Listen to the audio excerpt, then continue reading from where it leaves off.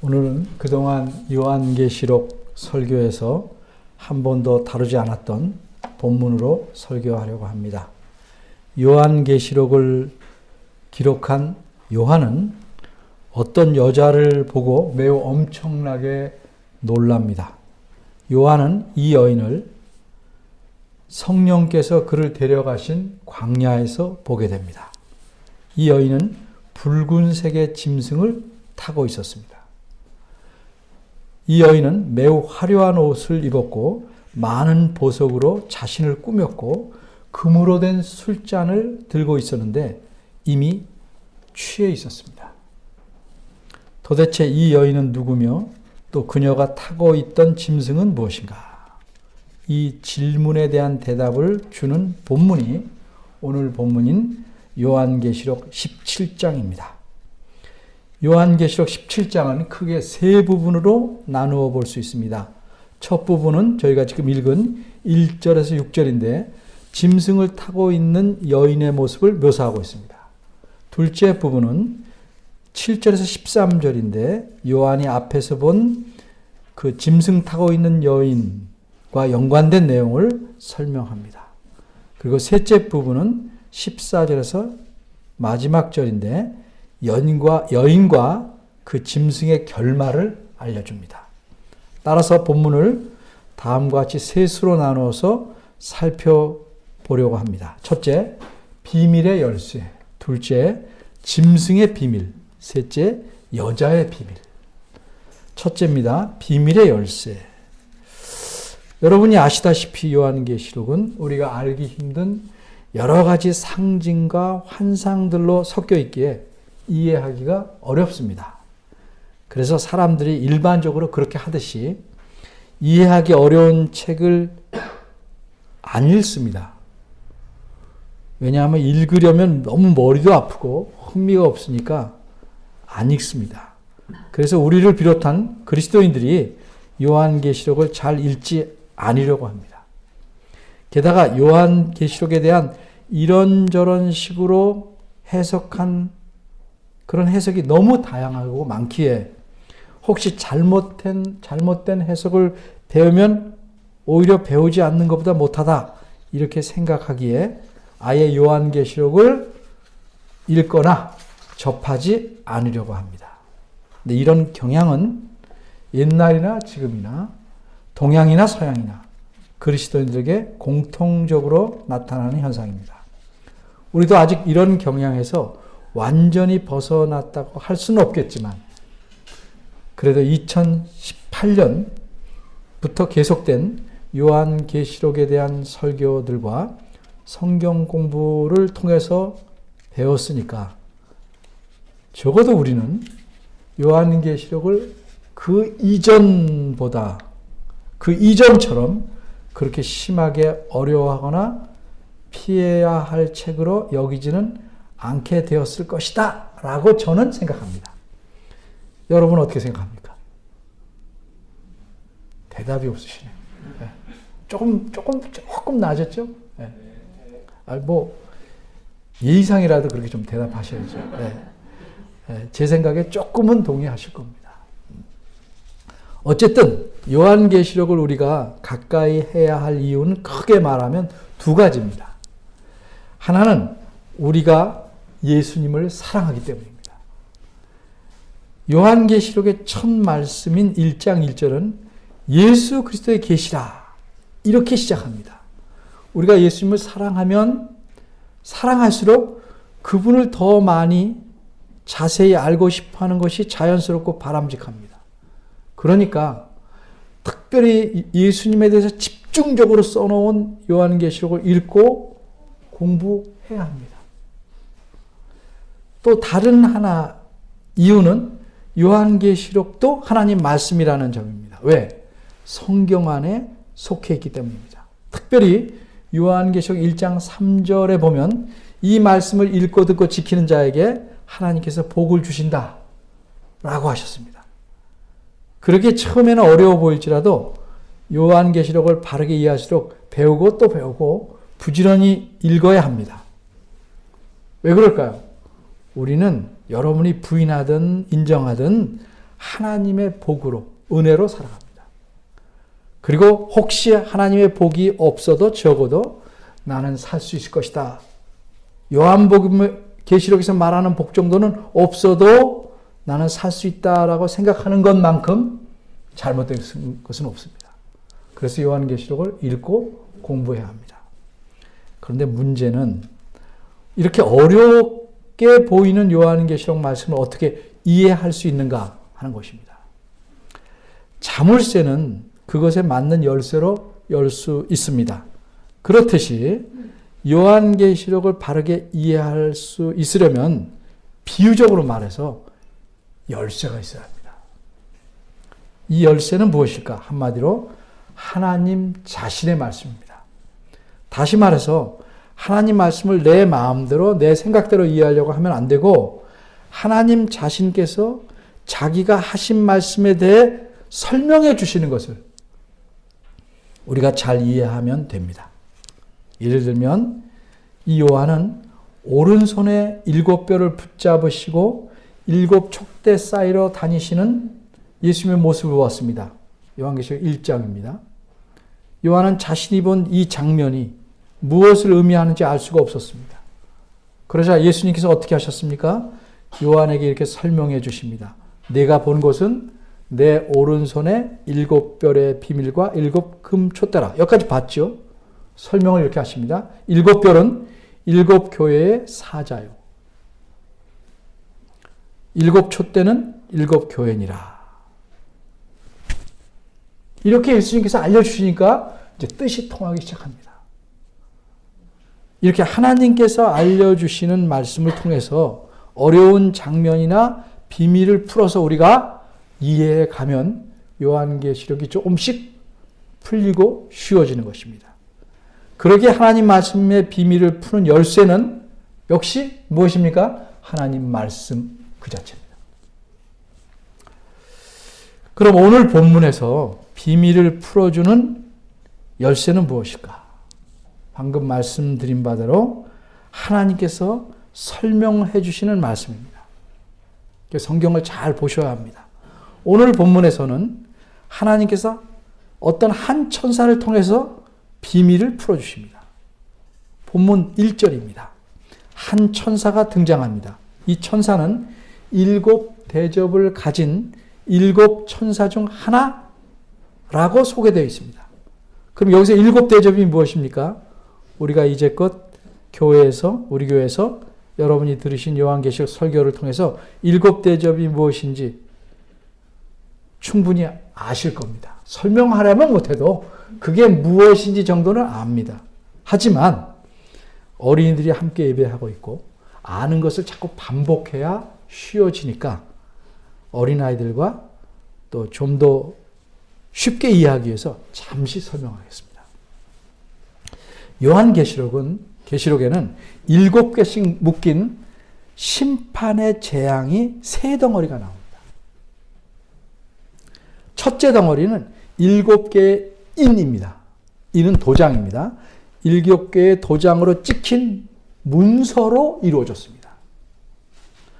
그래서 도장이 찍힌 것을 이렇게 뗄 때마다, 도장이 찍혀 있으면 봉인됐다고 그러죠. 이것을 뗄 때마다 하나님께서 내리시는 그 심판으로 재앙이 임하게 됩니다. 둘째 덩어리는 7개의 나팔로 이루어졌습니다.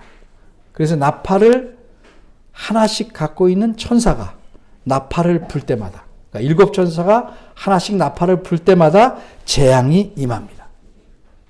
셋째 덩어리는 7개의 대접으로 이루어졌습니다. 대접이란 큰 그릇인데 한 천사가 대접을 하나씩 갖고 있습니다. 그래서 그 대접을 땅에다가 쏟을 때마다 재앙이 임하게 됩니다. 이 7 대접 재앙에 대한 말씀은 요한계시록 오늘 본문 앞에 있는 15장, 16장에 자세히 나와 있습니다. 그 중에서 제가 15장 1절과 16장 1절을 읽어보면 각각 이렇습니다. 또 하늘에 크고 이상한 다른 이적을 보매 7 천사가 7 재앙을 가졌으니 곧 마지막 재앙이라. 하나님의 진노가 이것으로 마치리로다. 이 말씀에서 7 재앙을 끝으로 하나님의 심판이 끝난다는 사실을 알 수 있습니다.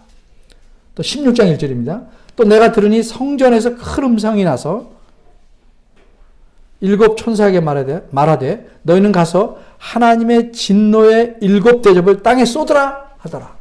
이렇게 해서 재앙이 시작됩니다. 그런데 이렇게 7 대접을 가진 7 천사 중 한 천사가, 그리고 몇 번째 천사인지는 몰라요. 한 천사가 요한에게 와서 이렇게 말합니다. 1절입니다. 이리 와라. 많은 물 위에 앉은 큰 음녀의 받을 심판을 내게 보이리라. 음녀란 음탕한 여자입니다. 그리고 그 음탕한 여자의 모습이 어떠한지 2절에서 6절까지 묘사하고 있습니다. 그런데 이 여인의 모습을 본 요한의 반응은 어떠했습니까? 6절 하반절입니다. 내가 그 여자를 보고 기히 여기고 크게 기히 여기니. 이 말씀이 무슨 뜻입니까? 기히 여겼다는 말은 이상하게 여겼다 이런 뜻 아니고 놀랐다 하는 뜻입니다. 그러니까 요한은 그 여자를 보고 기히 여기고 크게 기히 여겼습니다. 다시 말해서 그는 엄청나게 입이 벌어져서 도저히 다물어지지 않을 만큼, 무시무시하니까 심장이 멈출 만큼 심하게 놀랐습니다. 그러자 그 천사는 이렇게 묻습니다. 7절입니다. 왜 기히 여기느냐? 다시 말해서 어째서 그렇게 엄청나게 놀라느냐? 하고 묻습니다. 이어서 천사는 7절 하반절에서 이렇게 말합니다. 내가 본 그 여자와 그 여자가 타고 있는 짐승, 즉 7머리와 10뿔을 가진 이 괴물 같은 짐승의 비밀을 내게 알려주겠다. 따라서 이제 우리는 이 천사가 알려주는 말씀을 잘 이해하면 그 음탕한 여자의 정체, 괴물 같은 짐승의 정체, 그 정체의 비밀을 알 수 있는 겁니다. 두 번째입니다. 그래서 짐승의 비밀. 둘째로 우리가 알아볼 내용은 짐승의 비밀입니다. 오늘 설교 제목이 뭐죠? 여자와 짐승의 비밀입니다. 그럼 꼼꼼히 보는 분들은 이렇게 생각할 수도 있어요. 설교 제목의 순서에 맞게 여자의 비밀부터 먼저 살펴봐야 자연스럽지 않을까?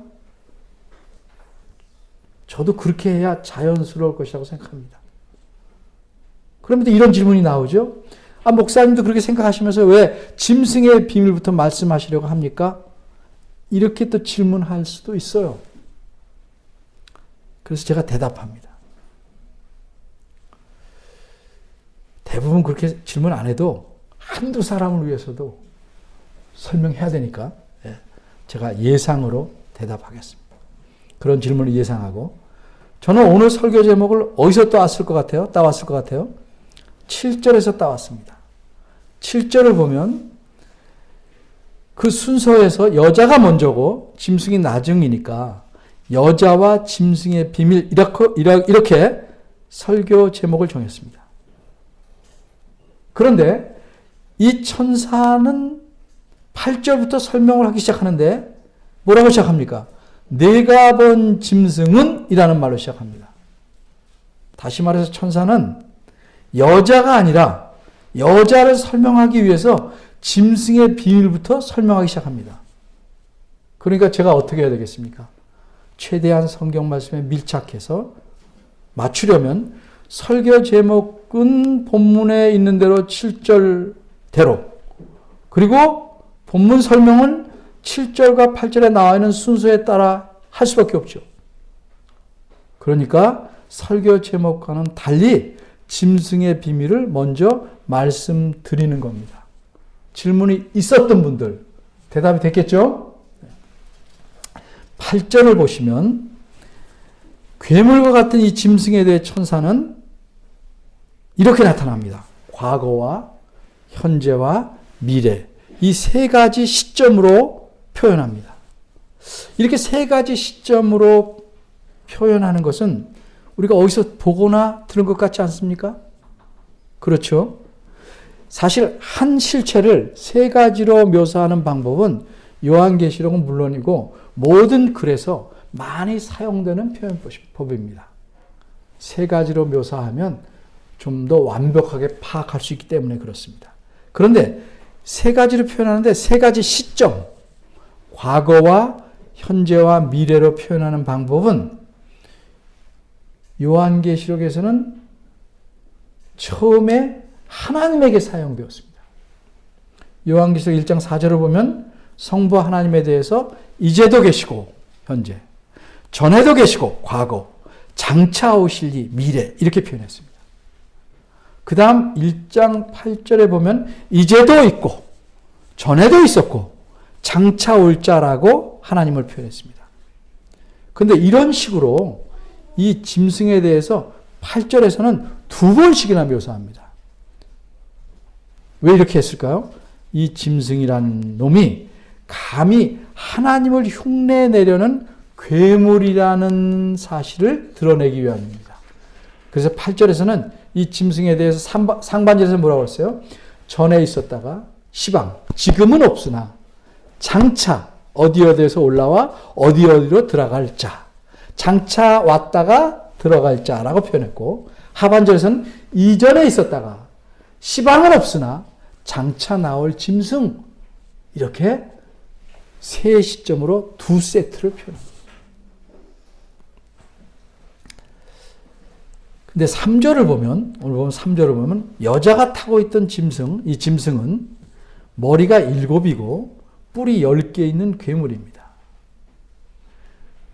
이 짐승의 머리 7이 무엇을 의미하는지 9절이 설명하기 시작합니다. 9절 앞부분은 지혜 있는 뜻이 여기 있으니 이렇게 되어 있습니다. 지혜 있는 뜻이 여기 있다.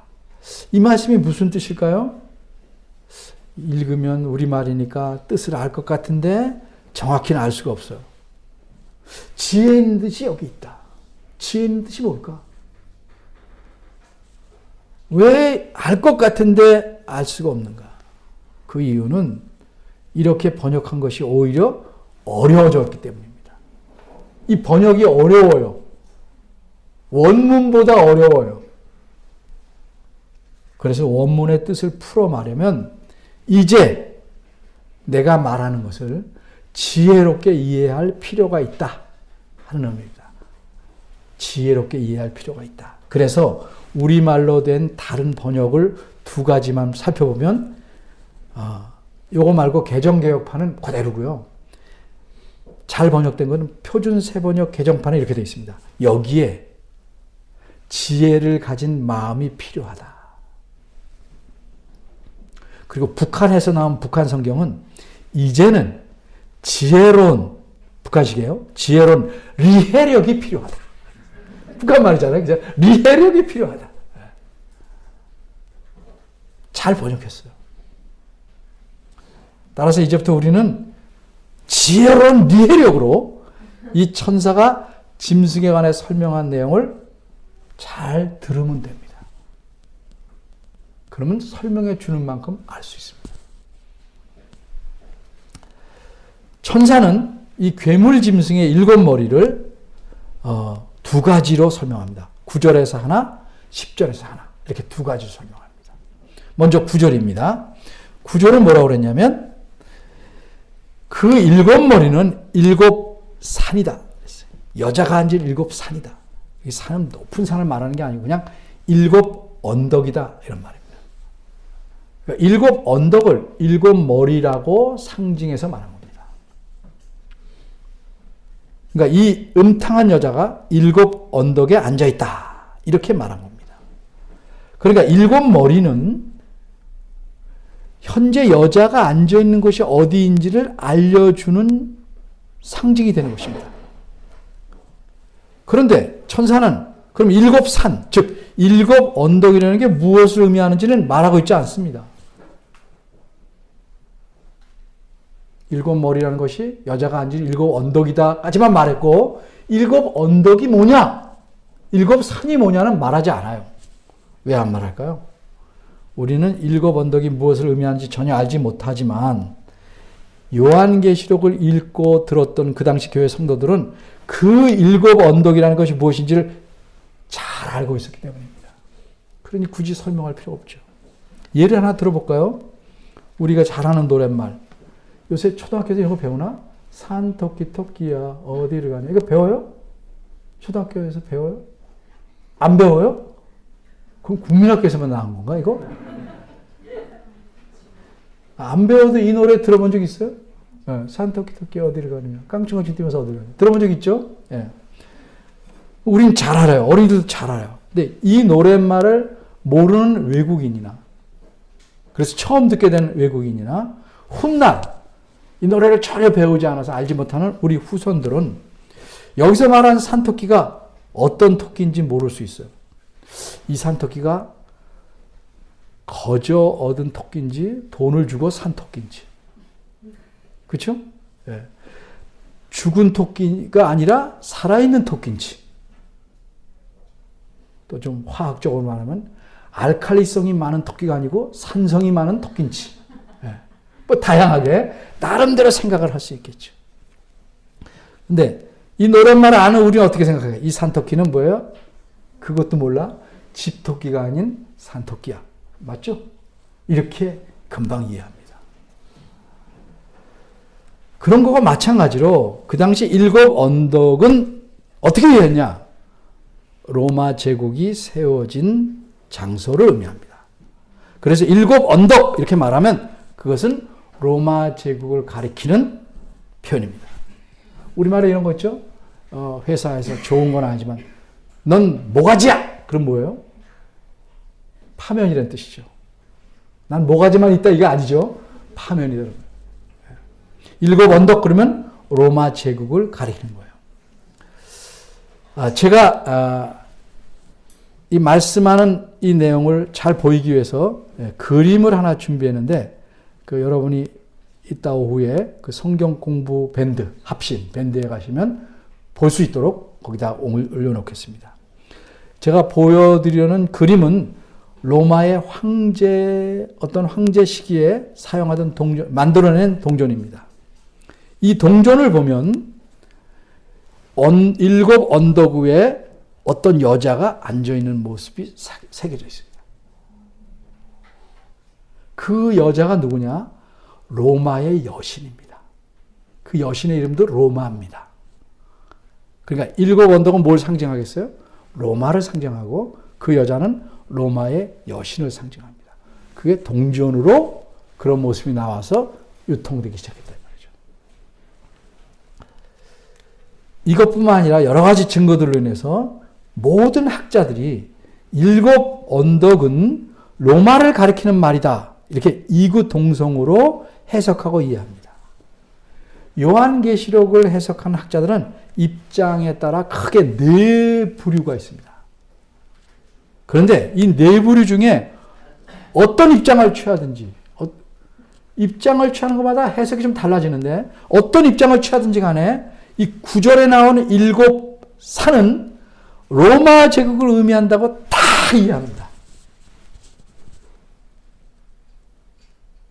그러니까 일곱 언덕은 무엇을 상징하는 거라고요? 로마 제국. 그러니까 일곱 머리는 뭐라고요? 로마 제국을 가리키는 말이다. 우선 여기서 장소를. 그렇죠? 그런데 이게 전부가 아니에요. 10절입니다. 여기서는 짐승의 일곱 머리를 일곱 왕이라고 설명합니다. 뭐 이랬다 저랬다 해. 이게 환상이라고 그렇습니다. 하나의 이런저런 의미가 들어가요. 우리 말에도 같은 뜻이 중의. 예. 지각하면 지각한다. 그럼 무슨 뜻이에요? 뭘 이렇게 인식한다. 피부로 느낀다. 이거 지각한다 하지만 학교에 넣는다도 지각한다. 그죠? 그러니까 중의, 뜻이 겹치듯이 상징에도 뜻이 겹쳐 있을 수 있어요. 구절에서 뭐예요? 일곱 머리는 일곱 산을 가리킨다고 그랬어요. 근데 10절에서 뭐라고요? 일곱 머리는 뭘 가리켜요? 일곱 왕이라고 설명합니다. 근데 일곱 왕에 대해서 좀 더 자세히 얘기합니다. 그 중에 몇 명이 다섯 왕은 멸망했고 현재는 어디예요? 지금 이 요한계시록 쓸 때 그 시대에 하나는 있고 다른 하나는 아직 오지 않았다 설명합니다. 과거와 현재와 미래로 또 설명합니다. 그죠? 이 설명에서 우리가 알아야 될 사실이 세 가지 있습니다. 이거 잘 들으셔야 돼요. 잘 들으셔야 그래 자꾸 우리가 요한계시록을 알아들을 수 있고 또 좀 다른 부분도 보다 쉽게 생각할 수 있습니다. 첫째는 왕이 무엇을 의미하느냐. 왕은 왕이지 그렇게 생각하시면 안 돼요. 성경에서 그것을 말할 때 무엇이냐. 성경에서 말하는 대로 이해해야 된다. 둘째로 짐승의 7머리 중에 하나는 몇 번째예요 이게? 5은 명하고 하나니까 몇 번째예요? 6번째는 현재 존재하고 있다는 사실입니다. 그죠? 셋째는 7머리는 다 다른 머리인데 이 머리가 다 뭐의 머리예요? 짐승의 머리야. 다 짐승이가 달려있는 머리야. 이 사실을 잘 알아야 돼요. 7머리는 각각 있지만 다 짐승에 딸려있다. 짐승의 머리다. 이 세 가지 사실을 우리가 하나씩 좀 봐야 될 겁니다. 이게 짐승을 이해하는데 중요한 열쇠가 됩니다. 첫째, 여기서 왕이 무엇을 의미하는가? 여기서 왕이 무엇인지는 내 마음대로 생각하시 아닙니다. 하나님 말씀으로 역시 이해해야 됩니다. 그렇지 않으면 어떤 식으로 이해하냐면 로마 시대의 첫째 왕부터 5째 왕을 세게 됩니다. 그리고 6째 왕이 누구냐 이렇게 따집니다. 로마라는 나라의 왕 하나하나를 계산하게 된다 이 말이죠. 과연 그게 맞는가? 학자들도 그렇게 계산하는 사람들이 있어요. 왜? 다 성경적으로 하다가 어떤 하나를 놓친 겁니다.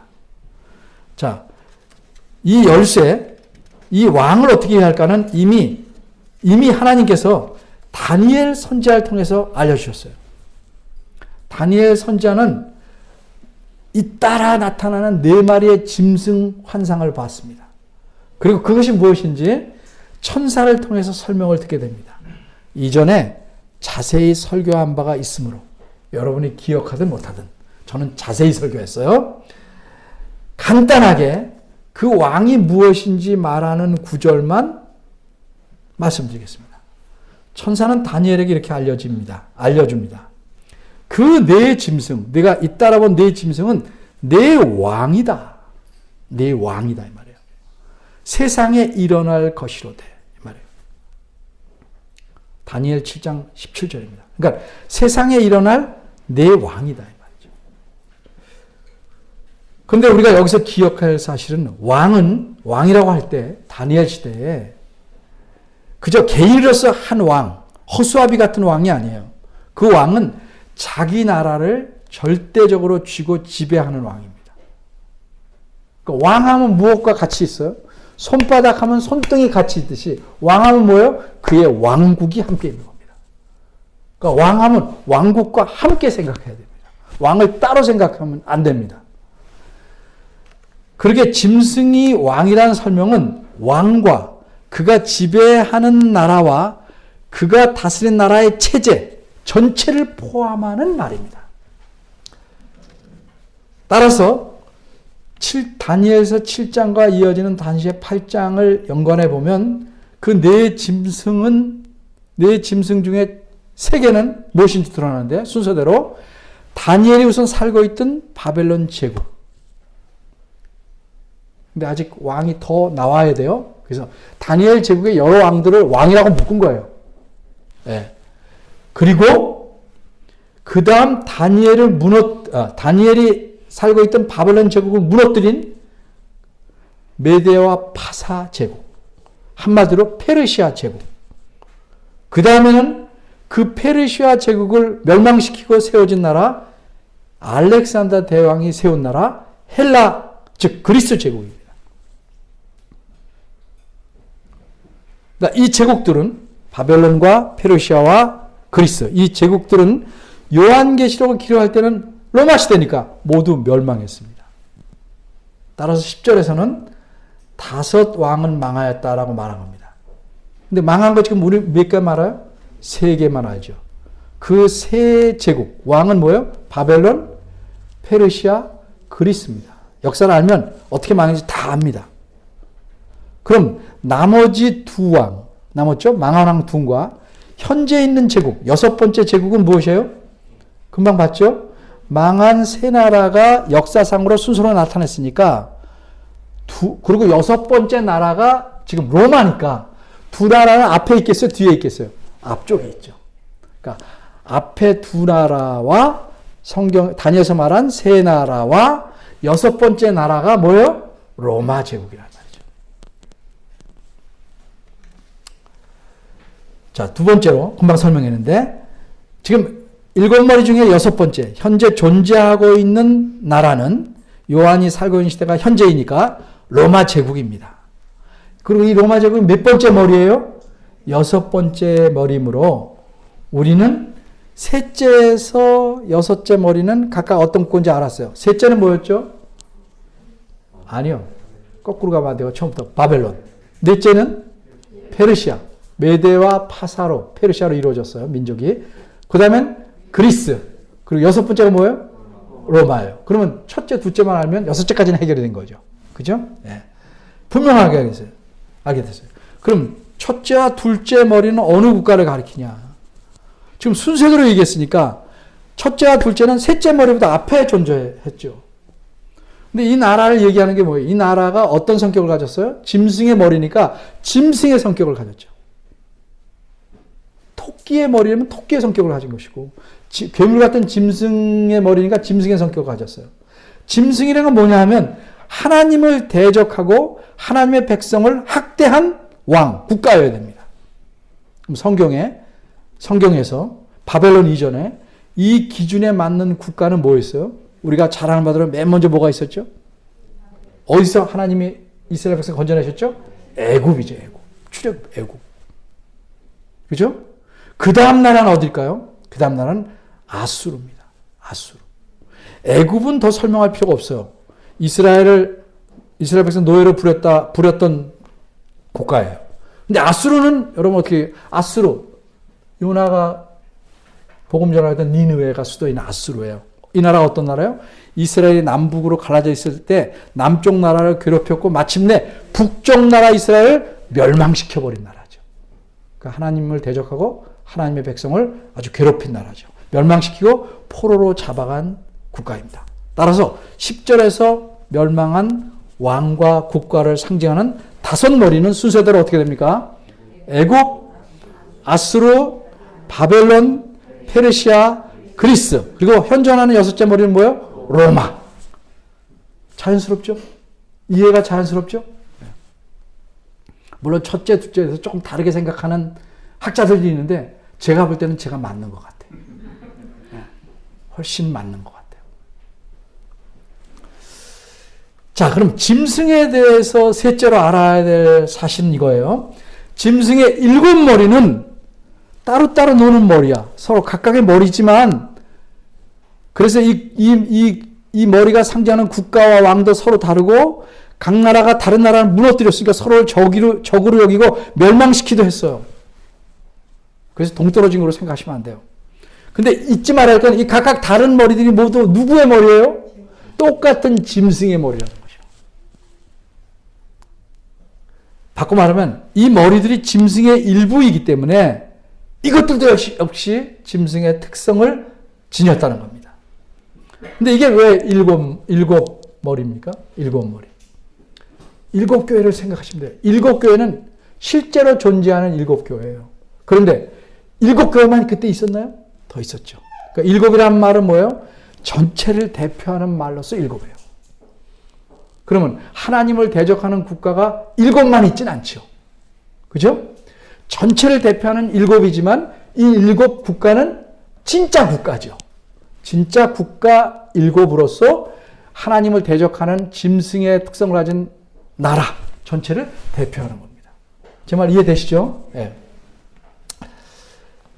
그런데 앞으로 오게 될 일곱째 머리가 있어요. 그건 역시 어디에 속해 있어요? 짐승에 속해 있으니까 짐승의 특성을 가질 겁니다. 여섯째까지는 알아. 우리 시점에서 뭐예요? 여섯째 지나갔어. 그죠? 그래서 이제 한마디로 정리하면 일곱이라는 게 전체를 대표하듯이 이 세상에 존재하는 모든 왕과 국가는 서로 물고 뜯고 다퉈요. 서로 자기 살라고 그래요. 다. 그런데 딱 한 가지 면에서는 모두 똑같아요. 그건 뭐예요? 짐승의 특성을 지니고 있다는 겁니다. 짐승에 속했다는 겁니다. 그러기에 하나님의 성도가 이 세상에서 하나님을 기쁘시게 하는 삶을 살려면 어떻게 돼요? 세상에서 핍박을 받을 수밖에 없는 겁니다. 무릇 그리스도 안에서 경건하게 살고자 하는 핍박을 받으리라. 디모데후서 3장 12절에서 사도 바울이 말한 겁니다. 반대로 그런 세상에서 이 높은 위치에 오르려면 그 사람은 어떻게 해야 돼요? 자기도 짐승 같아져야 가능한 거예요. 짐승의 특성을 몸에 익혀야 가능하게 됩니다. 그 여러분이 선택해야 되는 거예요. 짐승처럼 살 것이냐? 사람답게 살 것이냐? 배부르고 힘센 짐승처럼 살 것이냐? 배고프고 고통스러워도 사람으로 살 것이냐? 그래서 선택해야 돼요. 11절입니다. 짐승의 7머리에 대해서 말하고 나서 이제 11절은 본격적으로 짐승 그 자체, 7머리를 갖고 있는 짐승 그 자체에 대해서 말합니다. 근데 여기서 뭐라고 그래요? 전에 있었다가 지금은 없어진. 왜 없어졌는가는 다음에 또 설명할 거예요. 전에 있었는데 지금은 없어진 짐승은 8번째 왕으로 온다 이 말이죠. 그러니까 뭐예요? 7으로 대표된 세상의 모든 나라가 끝나는 시점에 온다는 거죠. 다시 말해서 10절에서 말한 7째 머리인 지도자와 그 국가가 나타나서 얼마간 계속된다고 그랬어요? 10절 끝에 잠시 동안. 이게 얼마인지 모르지만 하여튼 다른 나라들에 비해서는 잠시 동안 계속 있다가 그 나라가 지나가면 마침내 8번째 왕이 나타날 것인데 그 왕과 그가 지배하는 국가, 그때는 왕이라는 이름인지 지도자인지 어쨌든 그가 지배하는 국가와 체제, 그것이 뭐예요? 짐승 자체라는 겁니다. 이 국가와 그 지배자는 매우 강력합니다. 그래서 뭐라고 그러냐면 12절 13절에 보면 짐승에는 7머리 말고 뭐가 또 있었어요? 7머리 10뿔이 있었죠. 10뿔로 상징하는 것도 왕이에요. 이 왕들이 한 마음 한 뜻으로 자신들의 능력과 권세까지 바쳐요. 그러니까 그 짐승을 중심으로 똘똘 뭉쳐요. 쉽게 말하면 조그만 나라들이 큰 나라를 섬기게 된다는 거죠.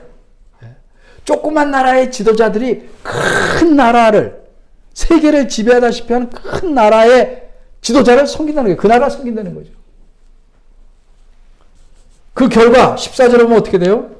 14절을 보면 이 짐승은 자신을 그 지원하는, 자기를 섬기는 10왕을 데리고 어린 양과 전쟁을 벌이죠. 어린 양은 누구죠? 예수 그리스도. 뭐 그건 이제 잘 아시죠? 어린 양이신 예수 그리스도와 전쟁을 일으킵니다. 이것이 인류 역사의 마지막 전쟁입니다. 그래서 이 짐승의 출현은 언제 있게 될 겁니다? 세상이 끝나는 시대, 예수님이 재림하기 즈음에, 직전에 있게 될 겁니다. 아직 전에 있었다가 시방은 없어진 그 짐승은 언제 나타나요? 재림 전에 나타나서 마지막 전쟁을 이끌 겁니다. 그래서 다른 곳에서는 뭐라고 그래요? 아마겟돈 전쟁이에요. 전에 16장에 설교했죠. 예. 전쟁의 결과는 어떻게 될까? 14절은 간단히 말해요. 예. 당연히 누가 승리해요? 그리스도께서 승리합니다. 왜 승리한다고 그래요? 그리스도가 누구라고요? 만주의 주고 만왕의 왕이니까 지겠어요? 당연히 승리하죠. 뿐만 아니라 거기 보면 그와 그리스도와 함께 있는 자들, 즉 부르심 믿고 빼내심을 얻고 신실하게 그리스도를 따르는 자들도 그리스도와 함께 있어요. 그러니까 여기다 이긴다고 표현한 거예요. 이렇게 세상 나라가 끝나고 하나님 나라가 세워지는 겁니다. 그렇기 때문에 8절과 11절에서는 뭐라고 말해요? 8절 11절은 그리스도를 대적한 이 짐승을 가리켜 어떻게 되냐고 운명이 멸망으로 들어가리라 이렇게 말합니다. 그리고 뒷부분에서 또 더 자세히 말합니다. 요한계시록 뒷부분에서. 오늘은 여기까지만 말씀드리겠습니다. 조금 더 하자고 하지 마세요. 여기까지만 딱 하겠습니다. 여기까지만. 네. 오늘 우리는 짐승의 비밀을 전부는 아닐지라도 상당히 많이 알았습니다. 그런데 성경 말씀을 통해서 하나님께서 이런 비밀을 교회와 이 성도들에게 알려주시는 목적은 무엇일까요? 야, 놀라운 비밀을 알았으니까 그것으로 자랑하고 우리 지식으로만 보관하러 있으라는 건 아니겠죠. 예를 하나 들어볼게요. 어떤 사람이 앞이 전혀 보이지 않은 깜깜한 장소로 지나가야 됩니다. 한 번도 가본 적이 없는 캄캄한 장소예요. 근데 그 캄캄한 장소가 얼마나 계속될지, 얼마나 그래서 걸어가야 그것을 빠져나갈 수 있을지, 꼼꼼하니까 그 안에 어떤 위험이 있을지 전혀 뭐 이런저런 걸 알 수 없어서 심각하게 고민하고 있어요. 그런데 그것을 지나갔다 왔다는 사람이 나타나요. 그리고 그곳에, 그 장소에 대한 비밀을 이렇게 알려줍니다. 그 깜깜한 장소를 다 지나고 나면 정말 이루 형용할 수 없을 만큼 아름다운 곳이 나와요. 다시는 깜깜한 곳이 없는 아주 아름다운 곳이야. 그런데 그 깜깜한 곳을 지나가려면 너무 많지는 1000걸음 정도 걸어가야 돼. 그리고 200걸음마다 웅덩이가 나오는데 그 웅덩이의 폭과 길이가 약 10걸음 정도 되니까 200걸음쯤 걷다가 빠지지 않으면 왼쪽이나 오른쪽으로 10걸음 이상 비켜서 걸어가면 안전하다. 이 정도면 빠져나갈 수 있죠? 네. 이런 중요한 정보를 알게 된 사람은 어떻게 해야 되겠습니까? 깜깜한 장소에 대해서 몰랐던 정보를 알았으니까 야, 이젠 알았다. 그렇게 생각하고 깜깜한 곳을 지나갈 때는 자기가 가고 싶은 대로 막 뛰어가거나 마구 가면 되겠어요? 그렇게 되면 어떻게 됩니까? 그 사람은 지혜롭지 못합니다. 미련한 겁니다. 그런 식으로 가면 웅덩이에 빠질 수밖에 없어요. 웅덩이가 깊어서, 깊이는 안 말했으니까 빠진 다음에 나오지 못해서 깜깜한 장소에 갇혀버릴 수도 있고요. 또 다행히 첫 웅덩이에 빠져나오는데도 두 번째, 세 번째 계속 빠져서 크게 다치는 바람에 그 장소에 갇혀 있을 수도 있습니다. 그럼 어떻게 하는 것이 지혜롭고 안전할 수 있습니까? 반드시 그가 알게 된 정보에 따라 조심조심 그 장소를 지나가야 할 것입니다. 마찬가지로 오늘 본문에서 우리는 이 짐승의 비밀을 알았습니다. 짐승은 한 시대만 나타나는 게 아니라 세상에 존재하는 모든 시대에 계속되는 존재입니다. 그럼 우리가 이 땅에서 어떻게 살아야 할지를 잘 생각해야 됩니다. 마구마구 내가 하고 싶은 대로 내 마음대로 막 내키는 대로 살아는 안 돼요. 이 비밀의 내용을 잘 이해한 대로 바르게 살아야 돼요. 그게 그리스도인이 세상에서 하나님 뜻에 맞게 사는 도리입니다. 이 세상은 짐승과 같은 것이다. 짐승이 무엇입니까? 한마디로 하나님을 대적하고 그러게 하나님 백성을 억압하고 때로는 회유하고 유혹하는 권력자 또는 세력, 권력입니다. 그래서 그 권력이 국가이든지 그 국가를 움직이는 지도자든지 둘이든지 어떻든 하나님을 대적하는 자를 짐승으로 포괄적으로 비유하고 있는 것입니다. 짐승이 7머리를 갖고 있었는데 이 머리가 서로 다투고 싸워서 상대를 무너뜨리지만 하나님을 대적한다는 면에서는 모두 똑같습니다. 따라서 짐승은 어느 한 시대에만 존재했던 것이 아니라 계속 존재하고 있는 겁니다. 계속. 이런 사실은 나중에 다니엘서 2장을 보면 잘 알 수 있어요. 존재하고 있어요.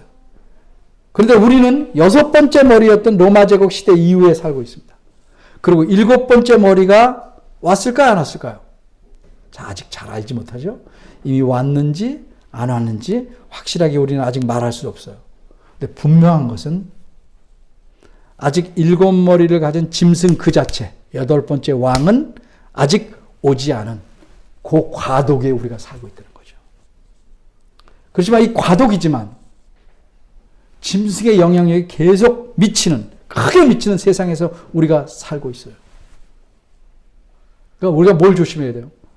이 시대의 가치와 정신의 또 유혹에 빠지지 않도록, 거기에 몰입되지 않도록, 끌려가지 않도록 조심하면서 살아야 됩니다. 제가 보기에는 적지 않은 수의 교회들이 교회의 안정과 평안을 위한다는 명목으로 짐승에게 동조하고 타협하는 길로 가고 있습니다.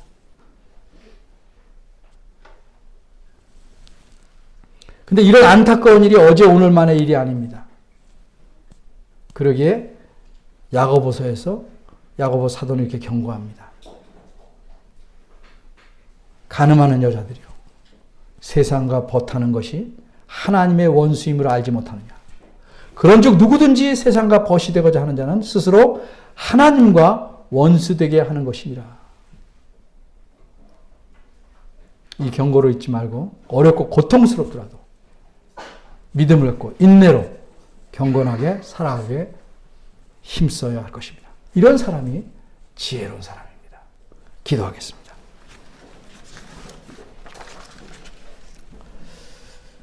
하나님 아버지 감사합니다. 우리가 참 어렵게 여겼던 요한계시록 자꾸 배우고 익히고 살펴봄으로써 하나님의 뜻을 또 하나님의 의도를 조금씩 더 알아가고 있습니다.